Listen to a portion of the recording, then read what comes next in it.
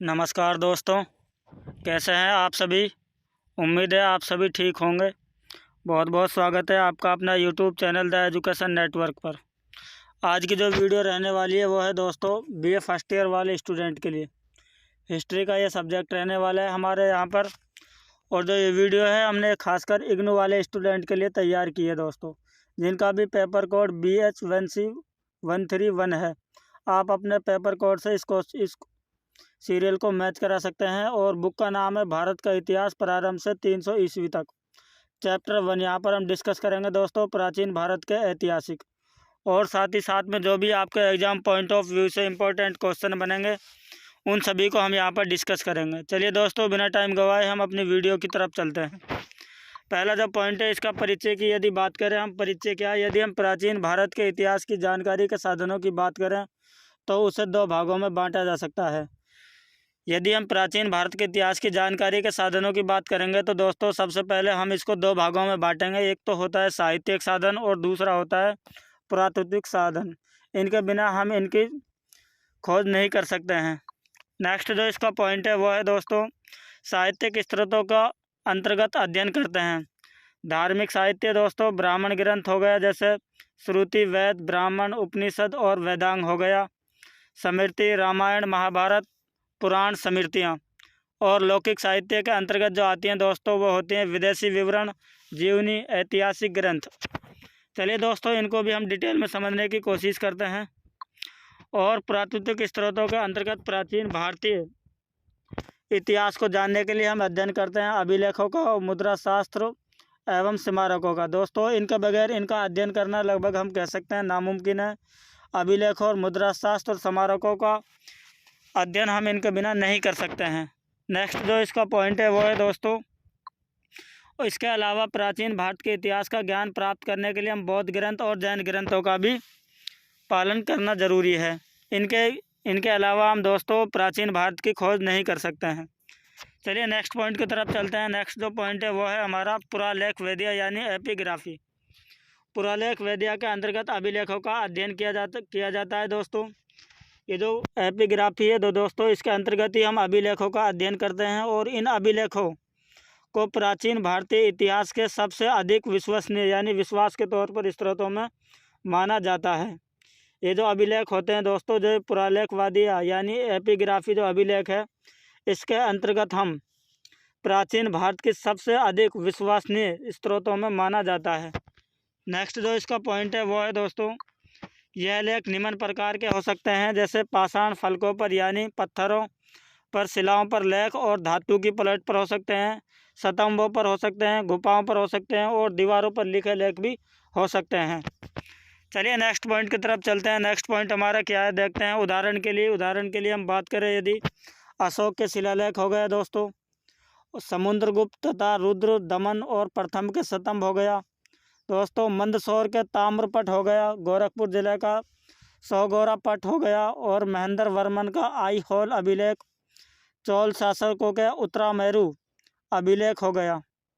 Next जो इसका point है वो है दोस्तों, देखते हैं क्या है, मुद्रा शास्त्र। इसके अंतर्गत दोस्तों सोने, चांदी, तांबे तथा अन्य धातु से बने सिक्कों का अध्ययन किया जाता है। यदि मुद्रा शास्त्र की हमें खोज करनी है दोस्तों तो इसके अंतर्गत क्या क्या आते हैं। सोना हो गया आपका, चांदी, तांबा तथा अन्य धातु से बने सिक्कों का अध्ययन किया जाता है। सिक्कों के द्वारा उस काल की आर्थिक स्थिति का पता लगाया जा सकता है। हम कालक्रम संबंधी एवं अन्य जानकारी प्राप्त हो सकती है। सिक्कों के द्वारा ही हम दोस्तों उस काल की आर्थिक स्थिति का पता लगा सकते हैं और यह पता लगा सकते हैं कि उस काल का कैसा क्रम रहा होगा और अन्य संबंध में उसके जानकारी प्राप्त कर सकते हैं सिक्कों के द्वारा। नेक्स्ट जो इसका पॉइंट है वो है दोस्तों पुरातत्व यानी आर्कियोलॉजी। इसके अंतर्गत अतीत के भौतिक अवशेषों का अध्ययन किया जाता है। आर्कियोलॉजी के अंतर्गत दोस्तों अतीत के भौतिक अवशेषों का अध्ययन किया जा सकता है, जैसे कि इमारतें हो गया, स्मारक हो गया, बर्तन हो गए, मिट्टी के पात्र, मोहरें और कंकाल अवशेष आदि। उदाहरण के लिए अजंता एवं एलोरा के पत्थरों में तरासे मंदिरों एवं उनकी मूर्तियों व चित्रों से उस काल की कलात्मक उत्कृष्टता का पता चलता है। दोस्तों जो उस समय के पत्थर हैं, मंदिर हैं और उनकी मूर्तियों और वे चित्रों से उस समय के काल की कलात्मक उत्कृष्टता का पता चला जा सकता है। इसलिए हम कह सकते हैं दोस्तों, आर्कियोलॉजी का भी इसमें अति महत्वपूर्ण योगदान है। यदि हमें भौतिक अवशेषों का अध्ययन करना है तो आर्कियोलॉजी इसमें अहम भूमिका निभाता है। नेक्स्ट जो इसका पॉइंट है वो है दोस्तों साहित्यिक स्रोत। साहित्यिक स्रोत क्या होता है? प्राचीन भारतीय इतिहास की जानकारी के प्रमुख साधन साहित्यिक ग्रंथ होते हैं, जिन्हें दो भागों में बांटा गया है। एक होता है धार्मिक साहित्य और एक होता है लौकिक साहित्य, जो हम पहले भी इसी वीडियो में डिस्कस कर चुके हैं। धार्मिक साहित्य और लौकिक साहित्य, इनको मुख्य रूप से दो भागों में बांटा गया है। चलिए नेक्स्ट पॉइंट की तरफ चलते हैं। नेक्स्ट पॉइंट क्या है हमारा? धार्मिक साहित्य। अब धार्मिक साहित्य क्या होता है दोस्तों? वेद। ऐसे ग्रंथों में वेद सर्वाधिक प्राचीन है। ऐसे ग्रंथों में दोस्तों वेद होते हैं जो सबसे अधिक प्राचीन हैं और सबसे पहले आते हैं ऋग्वेद, सामवेद, यजुर्वेद और अर्थवेद। इनके द्वारा प्राचीन भारत के इतिहास की सामाजिक, आर्थिक, धार्मिक, सांस्कृतिक जानकारी प्राप्त होती है। ये जो धार्मिक साहित्य होते हैं दोस्तों, ऐसे ग्रंथों में ये सबसे अधिक बहुत ही प्रसिद्ध एवं प्राचीन होते हैं। जैसे यजुर्वेद हो गया, ऋग्वेद हो गया, सामवेद हो गया। इनके द्वारा हम उस समय की सामाजिक स्थिति, धार्मिक स्थिति और उस समय का किस प्रकार का संस्कृति रही होगी, तो इससे हम इस प्रकार की जानकारी प्राप्त कर सकते हैं। नेक्स्ट जो पॉइंट है वो होता है दोस्तों उपनिषद, यानी बृहदारण्यक तथा छांदोग्य सर्वाधिक प्रसिद्ध है। इन ग्रंथों से बिंबिसार पूर्व के भारत की अवस्था मानी जा सकती है। उपनिषद से दोस्तों पूर्व भारत की जो अवस्था है वो मानी जा सकती है। और परीक्षित और उनके पुत्र जन्मेजय तथा पाश्चात्य कालीन राजाओं का उल्लेख इन्हीं उपनिषदों में किया गया है। नेक्स्ट जो इसका पॉइंट है वो है दोस्तों रामायण तथा महाभारत। प्राचीन भारतीय इतिहास की जानकारी के प्रमुख साधन साहित्यिक ग्रंथ होते हैं। यदि हमें प्राचीन भारत की खोज करनी है दोस्तों, तो उसकी जानकारी के लिए प्रमुख जो साधन होते हैं वो साहित्यिक ग्रंथ होते हैं, जिसमें प्राचीन भारत के राज्य धर्म एवं राज्य व्यवस्थाओं की जानकारी मिलती है। इस रामायण जो किताब है दोस्तों और महाभारत जैसी किताबों में प्राचीन भारत के राज्य धर्म, यानी उस प्रकार कैसा धर्म रहा होगा, एवं राज्य की व्यवस्था की जानकारी हमें मुख्य रूप से देखने को मिलती है। नेक्स्ट क्या है? पुराण। पुराणों की संख्या टोटल मिलाकर 18 हो जाती है दोस्तों, और इनकी रचना का श्रेय लोमहर्षण अथवा उनके पुत्र उग्र सर्वस को दिया जाता है, जैसे मत्स्य पुराण, वायु पुराण, विष्णु पुराण और गरुड़ पुराण आदि। इस प्रकार हम कह सकते हैं कि दोस्तों जो ये रामायण है, महाभारत है, इन और हमें किसी भी चीज़ की खोज करने के लिए इनका अध्ययन जरूरी है, क्योंकि इन्हीं में से पता चलता है कि उस समय की राज्य व्यवस्था किस प्रकार रही होगी, राज्य धर्म यानी किस प्रकार धार्मिक स्थिति रही होगी। चलिए नेक्स्ट पॉइंट की तरफ चलते हैं। नेक्स्ट पॉइंट क्या है हमारा? देखते हैं ब्राह्मण ग्रंथ। ब्राह्मण ग्रंथ क्या होता है दोस्तों? वैदिक मंत्रों तथा साहित्यों की गद्य टीकाओं को ब्राह्मण ग्रंथ कहा जाता है। वैदिक मंत्रों तथा साहित्य की गद्य टीकाओं को क्या कहा जाता है? ब्राह्मण ग्रंथ, जिसमें ऐतरेय, शतपथ और पंचविश, तैत्तरीय आदि विशेष महत्वपूर्ण हैं। ऐतरेय के अध्ययन से राज्य अभिषेक तथा अन्य राजाओं महाराजाओं के अभिषेकों का ज्ञान प्राप्त होता है। ये जो ऐतरेय जो शब्द है दोस्तों, इसके अध्ययन से ही हमें राजाओं और महाराजाओं के अभिषेकों का ज्ञान प्राप्त होते हैं। ऐतरेय के बिना यह असंभव है दोस्तों, महाराजाओं और राजाओं का अभिषेकों का ज्ञान प्राप्त करना। इसीलिए हम कह सकते हैं दोस्तों ब्राह्मण ग्रंथ बहुत ज़रूरी है यदि हमें राजाओं और महाराजाओं का अभिषेकों का ज्ञान प्राप्त करना है तो। नेक्स्ट जो पॉइंट है वो है हमारा दोस्तों स्मृतियाँ। स्मृतियाँ क्या है दोस्तों? ब्राह्मण ग्रंथों में स्मृतियों का भी ऐतिहासिक महत्व है। ब्राह्मण ग्रंथों में दोस्तों स्मृतियों की अपना एक बहुत ही ऐतिहासिक महत्व है, जैसे कि विष्णु, मनु और नारद, बृहस्पति, पराशर आदि की स्मृतियाँ प्रसिद्ध है। ये जो स्मृतियाँ हैं दोस्तों, पराशर हो गया, बृहस्पति हो गया, ये बहुत अधिक प्रसिद्ध हैं, जो कि जो धर्मशास्त्र के रूप में स्वीकार की जाती हैं। ये जो दोस्तों स्मृतियाँ हैं धर्मशास्त्र के रूप में ही स्वीकृत की जाती हैं, यानी स्वीकार की जाती हैं। मनु स्मृति, जिसकी रचना संभवतः 2री शताब्दी में ही की गई थी। मनु स्मृति की जो रचना है दोस्तों वो 2री शताब्दी में की गई। इसमें धार्मिक तथा सामाजिक अवस्थाओं का पता चलता है, और स्मृतियाँ में ही दोस्तों धार्मिक और सामाजिक अवस्था का पता चलता है कि उस समय किस प्रकार का धार्मिक जीवन रहा होगा तथा किस प्रकार की सामाजिक अवस्थाएं रही होंगी, तो ये भी हमें स्मृतियों से ही पता चलता है। नेक्स्ट जो पॉइंट है इसका वो है दोस्तों बौद्ध ग्रंथ। बौद्ध ग्रंथ क्या है दोस्तों?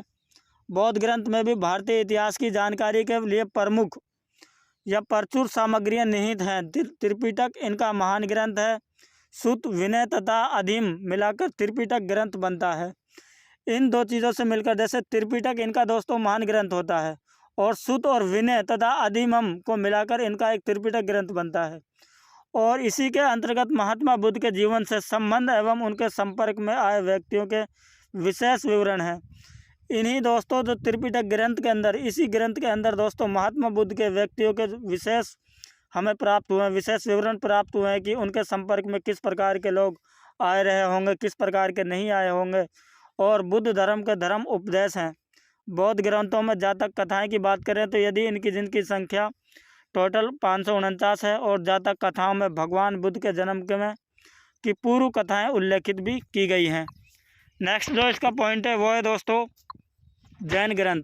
अब जैन ग्रंथ की बात करें दोस्तों, प्राचीन भारतीय इतिहास को ज्ञान प्राप्त करने के लिए जैन ग्रंथ भी अत्यधिक उपयोगी है। जिस प्रकार हम दोस्तों उन सभी चीज़ों की बात कर रहे हैं, तो ये ठीक इसी प्रकार जैन ग्रंथ भी भारतीय इतिहास का यदि हमें ज्ञान प्राप्त करना है तो इसका भी बहुत महत्वपूर्ण योगदान रहा है और यह धार्मिक प्रधानता रखता है। और जैन ग्रंथ है तो दोस्तों ये एक धार्मिक प्रधानता रखता है और इन्हीं ग्रंथों में परिशिष्ट पर्वत विशेष महत्वपूर्ण है। ये जो जैन ग्रंथ है इसी में दोस्तों परिशिष्ट जो पर्वत है उसका महत्वपूर्ण योगदान है। जैसे भद्रबाहु हो गया चरित्र, दूसरा प्रसिद्ध जैन ग्रंथ, और जिसमें जैनाचार्य भद्रबाहु के साथ साथ चंद्रगुप्त मौर्य के संबंध को भी बताया गया है। चलिए नेक्स्ट पॉइंट की तरफ चलते हैं। नेक्स्ट पॉइंट क्या है हमारा, देखते हैं विदेशियों के विवरण। दोस्तों अब इन विदेशियों का विवरण क्या है, काफ़ी इंपॉर्टेंट पॉइंट है आपके एग्जाम पॉइंट ऑफ व्यू से। विदेशी यात्रियों एवं लेखकों के विवरण से हमें भारतीय इतिहास की जानकारी मिलती है। कोई भी दोस्तों जो विदेशी यात्री जो भारत में अपने घूमने के लिए आते हैं, जो उन्हीं को हम विदेशी यात्री बोलते हैं। जैसे यूनान हो गए, रोम, चीन और तिब्बत जैसे अरब देश आदि देशों के विदेशी यात्री एवं जो इन्हीं देशों के जो लेखक हैं उन्होंने स्वयं भारत की यात्रा करके भारतीय संस्कृति के ग्रंथों का उल्लेख किया है। जैसे कि उदाहरण की बात करें, उदाहरण के लिए यदि हम यूनानियों के विवरण सिकंदर के पूर्व और उनके समकालीन उसके पश्चात की परिस्थिति से संबंधित हैं। इस प्रकार हम कह सकते हैं दोस्तों कि यदि हमें भारतीय इतिहास की खोज करनी है तो हमें विदेशी यात्रियों और उनके लेखकों से भी हमें काफ़ी ज्ञान प्राप्त होता है। यदि आप लोगों को प्लीज़ हमारी वीडियो पसंद आए तो वीडियो को लाइक करना न भूलें, हो सके तो इस चैनल को सब्सक्राइब करना भी न भूलें और ज़्यादा से ज़्यादा इस वीडियो को अपने दोस्तों में शेयर करें ताकि वो भी अपनी तैयारी को अच्छी तरह से मजबूत एवं सुचारू रूप से कर सकें।